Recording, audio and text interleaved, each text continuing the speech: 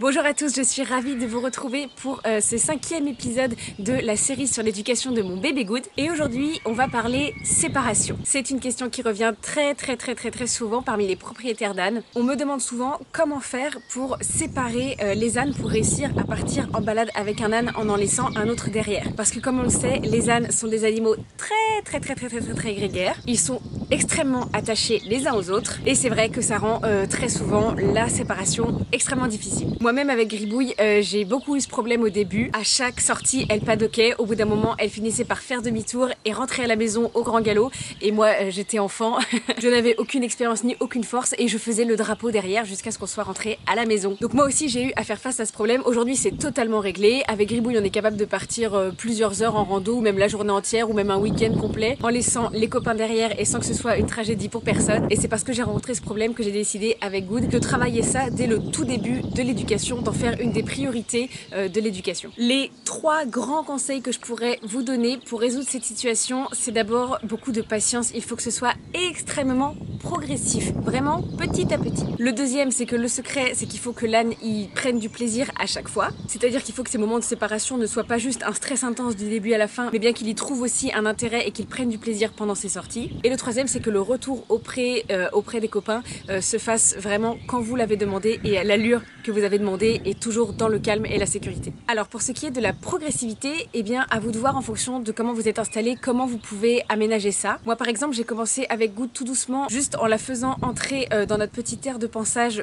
pour justement lui faire un petit pansage. C'est vraiment dans le pré, mais il y a quand même une clôture entre elle et ses copines et elle est toute seule avec moi. Donc c'est une première vraiment toute petite étape, mais il faut commencer par une toute petite étape. Puis l'étape suivante, ça a été de laisser les copines en bas du pré et de monter dans ma petite carrière qui est à l'entrée du pré, ce qui fait que là pour le coup la distance est un peu plus grande, elle les voit mais de loin. Puis l'étape suivante, ça a été juste de passer derrière le portail, de rester 5 minutes et de re-rentrer, puis d'aller faire quelques mètres et de revenir, puis d'aller faire quelques centaines de mètres et de revenir, puis d'aller faire notre premier kilomètre et de revenir. Enfin vous avez compris, vraiment on y a été très progressivement, quitte à doubler ou tripler ou quadrupler chaque étape pour être sûr que tout ça se fasse vraiment sans stress et que votre âne soit complètement détendu vraiment au fur et à mesure de l'apprentissage. Pour ce qui est de rendre ce moment agréable à votre âne, eh bien ma foi tout est bon. Ça peut être récompensé avec des friandises, ça peut être faire un petit pansage, passer un petit moment tous les deux, ça peut être juste des câlins, des gratouilles, des papouilles. Je sais que Good adore les câlins par exemple, alors peu importe où je lui en propose un, elle est toujours trop contente qu'on prenne un moment câlinou, donc ça c'est facile. Avec Gribouille par exemple qui est une ânesse beaucoup moins câline et qui va moins apprécier un moment vraiment câlin, la solution ça pourrait être de lui faire un gros moment gratouille. Si vous connaissez des spots que votre âne vraiment adore,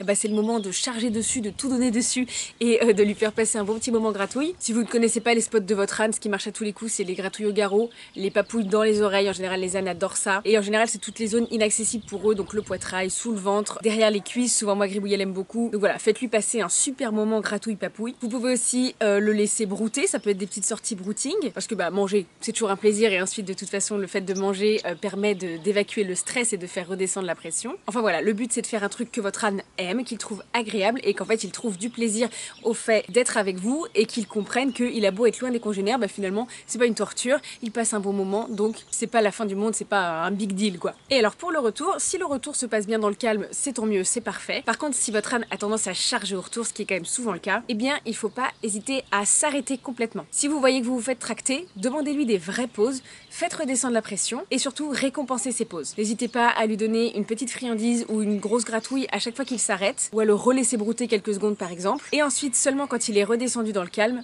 lui redemander d'avancer. Et n'hésitez pas à faire ça autant de fois qu'il le faut, de manière à ce que vous ayez le contrôle vraiment du début jusqu'à la fin, qu'à aucun moment il ne charge ou qu'il ne vous tracte. Et en fait ça a pour double vocation de lui montrer que même le retour peut être agréable et surtout aussi que plus il charge, plus ça met de temps, alors que s'il rentre dans le calme, et ben on s'arrête pas, on retourne tout de suite voir les copains. N'hésitez surtout pas pour les premières fois à sortir accompagné jusqu'à ce que la séparation soit totalement acquise. C'est toujours plus de sécurité. Moi par exemple c'est mon chéri qui nous accompagnait pour nos premières sorties toutes seules pour pouvoir intervenir et m'aider à tout moment si jamais ça ne se passait pas bien. Et maintenant ça y est c'est bon, on est capable de sortir toutes seules toutes les deux et d'être en sécurité et tout en contrôle tout le long. Voilà mes 3 conseils pour réussir à séparer vos ânes, la progressivité et la patience, le fait de lui faire passer des bons moments et le fait de s'assurer des retours toujours dans le calme et en sécurité. Maintenant il y a un deuxième petit point quand il s'agit d'une séparation, c'est que là on s'est intéressé à celui qui part mais il y a aussi celui qui reste. Et alors là malheureusement il n'y a pas vraiment de bonne solution. L'idéal bien évidemment c'est que celui qui reste ne reste pas entièrement tout seul.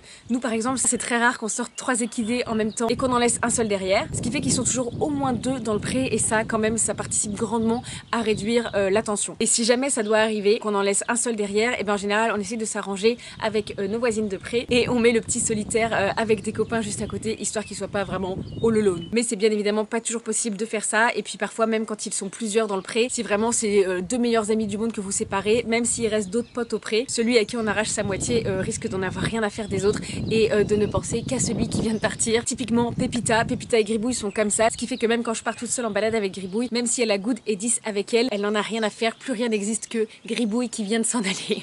Donc malheureusement tout ce qu'il faut dans ces cas-là c'est juste des bonnes clôtures. Des clôtures sécuritaires et solides. Vous assurez, si vous avez des clôtures électriques par exemple, qu'il y a bien de l'électricité qui passe. C'est tout ce que vous pouvez faire pour assurer la sécurité de celui qui reste, histoire qu'il n'arrache pas tout, qu'il ne casse pas tout et qu'il essaye de vous rejoindre. Mais sinon malheureusement il n'y a pas grand chose à faire pour vraiment son bien-être, pour l'apaiser. À part si vous avez par exemple des petites choses que vous savez qu'il aime, s'il a un jouet que vous savez qu'il adore, par exemple un ballon ou des bottes en caoutchouc ou un plot avec lequel il jouerait beaucoup, vous pouvez lui laisser. Si par exemple il adore les jouets liquides ou qu'il a un liquide favori, vous pouvez lui laisser quand vous partez. Si par exemple il est calerde, vous pouvez lui mettre exceptionnellement un petit peu de foin pour l'occuper. Enfin ce genre de choses. Essayez de lui apporter un petit peu d'occupation, quelque chose qui détournera éventuellement son attention une fois que vous serez parti. Nous par exemple Pépita, je sais que quand je m'en vais, elle s'agite énormément les 10-15 premières minutes, mais ensuite si je lui ai laissé du foin à dispo, eh bien elle va aller s'y intéresser et en manger et redescendre un peu et finir par être moins agitée. Donc voilà, si vous pouvez apporter un petit peu de confort à celui qui reste, au maximum faites-le. Et puis sinon malheureusement il faut juste des clôtures solides et sécuritaires pour le contenir. La clé finalement pour celui qui part comme pour celui qui reste, c'est l'habitude.